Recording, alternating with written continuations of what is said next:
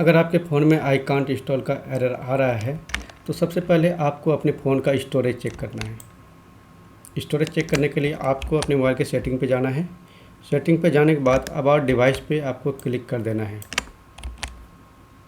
Click करने के बाद आप अपने फ़ोन का स्टोरेज यहाँ से चेक कर सकते हैं। अगर आपके फ़ोन में स्टोरेज अवेलेबल नहीं है, उसके बाद भी आप एप्लीकेशन इंस्टॉल करेंगे तो भी आपके फ़ोन में आई कांट इंस्टॉल का एरर आएगा।